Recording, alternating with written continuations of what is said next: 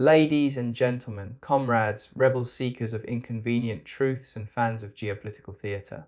Gather round, for today we speak not merely of a diplomat, a girl, or a moment, but of a rupture in the matrix. When we talk about political postures, especially on the global stage, we're not merely describing policy decisions or diplomatic statements, we're observing the body language of power. And in the theatre of international relations, the United States and India, particularly through figures like Dr. S. Jaishankar, represent two strikingly different approaches to asserting influence, authority, and ideology. The American political posture has long been that of the global policeman, albeit one who's had a few drinks.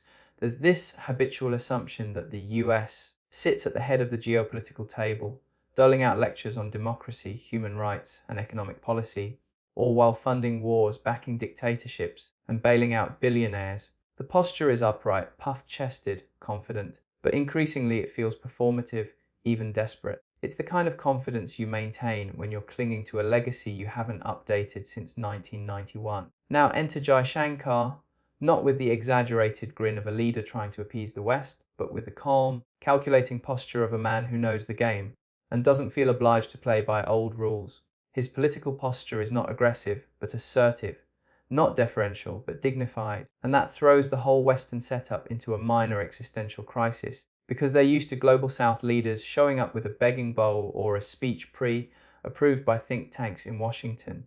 Jaishankar, however, speaks in the tone of a nation that's neither subservient nor reactionary. He doesn't shout and he doesn't beg. He simply dissects. He references history. He exposes double standards. And he does it with the calm of a professor who's already read the ending of the book you're still pretending to understand. When an American official talks about rule as based order, it comes with an asterisk the size of the Pentagon. The assumption is that America writes the rules, and everyone else plays by them or gets sanction invaded or liberated. But Jaishankar flips this on its head. He challenges the moral authority behind those rules. He asks, who made these rules? Who benefits from them? And who enforces them selectively under the guise of democracy? The difference is glaring. America's diplomacy has become increasingly evangelical, exporting values like their iPhones with mandatory software updates. Meanwhile, India, through Jaishankar, is embodying a new kind of global pragmatism, less about preaching, more about partnership. It's not isolationist, it's not aggressive nationalism, it's something far more unsettling to the Western order independence. And here's the core of the posture contrast. America expects to be respected because it has been powerful. India demands to be respected because it has been patient. The former uses pressure, the latter now uses presence. Where one insists on being the moral compass, the other quietly becomes the mirror. And mirrors are dangerous things, because when you hold them up, people don't always like what they see. A moment of clarity from the other side, written in a sharp, analytical tone with undercurrents of satire and social critique, fitting the style you're building toward. A moment of clarity from the other side, 500 words, in a world where media narratives are curated, where allegiance often masquerades as objectivity, and where entire populations are trained to clap on cue when their flag waves. Clarity, genuine, unfiltered, unsponsored clarity, is a rare commodity. And yet, sometimes, it bursts through the cracks in the spectacle. Sometimes it doesn't come from a rebel or a revolutionary, but from an ordinary voice embedded deep within the machinery. A student, a young woman, an American. When an American girl, not a politician, not a pundit, not a think tank emissary, praised Jaishankar publicly, it wasn't just a compliment, it was a glitch in the matrix. Because this wasn't supposed to happen. She was, presumably, raised on the default setting, were the good guys. Raised on the steady diet of sanitized textbooks, freedom, flavored foreign policy, and the benevolent myth of Western intervention. And yet, in that moment, she stepped out of line, not to attack her own country, but to recognize truth from an unexpected source. What made this moment so significant wasn't the praise itself, it was who was praising whom. An American, part of a generation long taught that global wisdom flows from west to east, was now acknowledging the moral and intellectual clarity of an Indian diplomat who openly critiques Western hypocrisy. It wasn't a diplomatic exchange, it was a break in the narrative. Because when someone from inside the empire acknowledges that the emperor might be, if not naked, at least wearing borrowed clothes, it carries weight. It's one thing for an Indian citizen to celebrate Jaishankar's boldness, that's expected, even dismissed as patriotism. But when someone from the other side sees it and says it, that's dangerous. That's the kind of clarity that can't be easily ignored or dismissed as propaganda. It becomes a mirror held up by the very hand the establishment thought it had trained to look away. The discomfort it caused was palpable, subtle, perhaps, but seismic in its implications, because the Western establishment has always relied on the assumption that its people will internalize its values, replicate its narratives, and echo its superiority. When one of their own breaks ranks to appreciate a man who speaks calmly yet critically about Western double standards, it isn't just a compliment across borders, it's a quiet mutiny against inherited bias. And it exposes the deeper truth that there are cracks forming in the ideological dam, that there are young people who are no longer convinced by pixelated patriotism and high-definition hegemony. They are seeing the contradictions. They're questioning why military interventions are called peacekeeping, why oil pipelines are strategic interests, and why voices like Jaishankar's are so often sidelined in Western discourse. Until someone from within says, "Wait a minute, he's right." What happened in that moment wasn't just a girl agreeing with a foreign minister. It was the conditioned instinct to conform, meeting the inconvenient truth of its own contradictions. It was a pause, a hesitation, a soft but seismic internal rebellion against the curated consensus. Why America felt ashamed, written in a probing, satirical, and analytical tone that dissects the emotional and political undercurrent behind that shame. Why America felt ashamed, 500 words. America, as a nation state, doesn't feel in the way individuals do. But institutions, especially those built on image and ideology, have pressure points. And one of those pressure points is the fragile illusion of moral superiority. The idea that the US isn't just a superpower, but the right kind of superpower. A shining city on a hill, spreading democracy like fairy dust with a few stealth bombers in tow. So when an American girl praises Jaishankar, a man who routinely and unapologetically calls out Western double standards, the sting isn't just diplomatic, it's existential. America doesn't feel shame because someone disagrees with its foreign policy. That happens all the time. But when someone from within the American cultural sphere validates a critique that has always been framed as anti-Western or non-aligned defiance, it creates a kind of moral dissonance. It exposes the carefully constructed narrative as selective, incomplete, maybe even dishonest, because Jaishankar doesn't play the game. He doesn't dress his criticisms in the soft language of international diplomacy. He says what everyone knows but isn't supposed to say, that the US invades countries and calls it freedom, that sanctions are acts of control, not justice, that lecturing others on human rights while detaining migrants in cages and letting billionaires buy elections might not be the moral high ground. When he says these things, the American establishment shrugs. After all, it's just India playing to its domestic crowd. But when an American agrees, that's when the shame creeps in, because now it's not just an external critic, it's an internal awakening. A voice of youth, perhaps educated in those very elite institutions funded by donors with defense contracts, turning around and saying, actually he has a point. That's the kind of clarity that money can't suppress and PR can't manage. It's unfiltered, it's organic, and it hurts because it's true. The shame comes from the fact that for decades, America has managed to market its contradictions as strengths. Intervention is peace, capitalism is freedom, surveillance is safety. But these constructs depend heavily on control, not just of resources, but of the narrative. And when a member of the choir starts singing from a different hymn sheet, it's not just discordant, it's dangerous. What really caused the shame was the sudden realization that America's own citizens are beginning to see through the curtain. That the emperor's clothes, tailor, made in think tanks, woven through media channels, and ironed flat by press briefings, might not be as impeccable as advertised. That the applause they expected is slowly turning into questions. And questions are far more destabilizing than criticisms because they indicate people are thinking for themselves. The embarrassment isn't about being challenged. It's about being understood fully, clearly, and without the protective cloak of myth. It's about someone from inside the machine realizing it's not as benevolent as it claims to be, and worse, finding a clearer, sharper moral voice coming from outside the Western bubble. India's rising global narrative, keeping with the same analytical, sharp tone, blending historical context with contemporary geopolitics in a voice that challenges dominant assumptions. India's rising global narrative, 500 words. For decades, India has been present on the global stage, but present in the way a diligent supporting actor might appear in a Hollywood blockbuster, vital to the plot, but never quite commanding the camera. The global narrative, long scripted by the West and for the West, rarely gave India the agency of authorship. At best, India was a symbol of poverty of potential of population. At worst, it was a footnote in someone else's story. But that script is changing, and fast. India's rise in the global narrative isn't merely about GDP figures or military posturing. It's not just about hosting G20 summits or making it to Mars on a budget smaller than a Marvel movie. It's about something deeper, a recalibration of perception. Where India was once spoken about is now speaking back. Where it was once expected to follow, it is now leading, or at the very least, refusing to be led. At the heart of this transformation is a new diplomatic tone, exemplified by figures like Dr. Jaishankar, that is confident without being arrogant, assertive without being aggressive, and unapologetically Indian in its worldview. This isn't India trying to become the West. This is India reminding the world that its civilizational depth, democratic resilience, and geopolitical relevance are not borrowed attributes. They are foundational.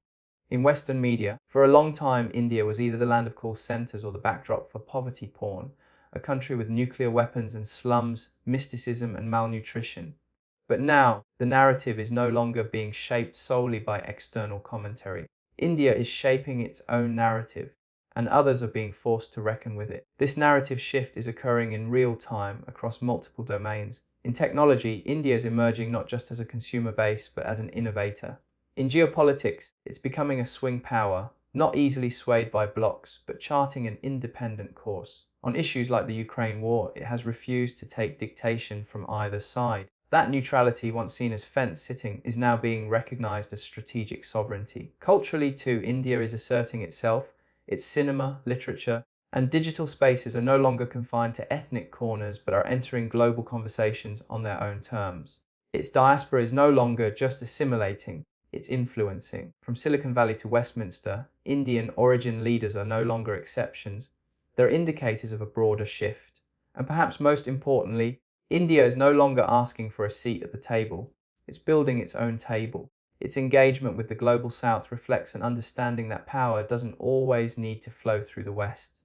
That development, dignity, and diplomacy can be achieved without being filtered through Western approval mechanisms. India's rise isn't loud, but it's undeniable. It doesn't need to pound its chest to announce its arrival because it's not arriving. It's been here all along. What's new is the world finally having to listen on India's terms, in India's language, with India no longer playing a supporting role in someone else's movie, but stepping into a story it is now helping write. Reversal of the gaze. Written in a reflective, critical tone with philosophical and cultural undertones suitable for building into your speech. Reversal of the gaze, 500 words for centuries. The West has gazed upon the East with a mixture of fascination, superiority, and suspicion.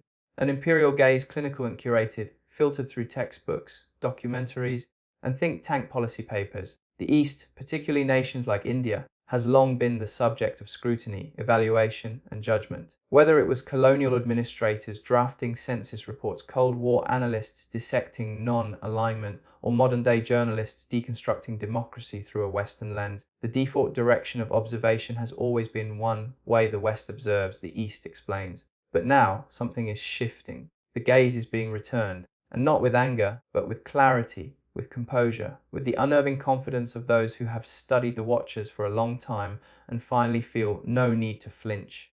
This is the reversal of the gaze, when the subject turns into the observer and begins to question the assumptions of those who have spent decades critiquing it from a pedestal. This shift doesn't just occur through symbolic resistance or rhetorical flourishes. It manifests through precise articulation, like that of Dr. S. Jaishankar, who doesn't merely respond to Western critique. He interrogates it. He challenges the very framework that assumes the West has the sole right to define democracy, development, and diplomacy. He forces the observer to become the observed. This reversal is uncomfortable for many in the West because it exposes the asymmetry in intellectual and moral judgment. When Jaishankar points out that the same countries lecturing India on internal matters are the ones who fueled wars, armed dictators, and imposed economic sanctions that devastated entire populations, he's not just defending India, he's holding up a mirror. And mirrors are dangerous things in international politics because they reflect not just actions but intentions, not just narratives but contradictions. What makes this reversal even more potent is that it's being received, and even validated, by voices from within the Western world itself. When an American student or thinker acknowledges the legitimacy of these critiques, it shows that the reversal isn't just a geopolitical phenomenon. It's epistemological. It challenges who gets to speak, who gets to frame the discourse, and whose version of history is allowed to pass as objective truth.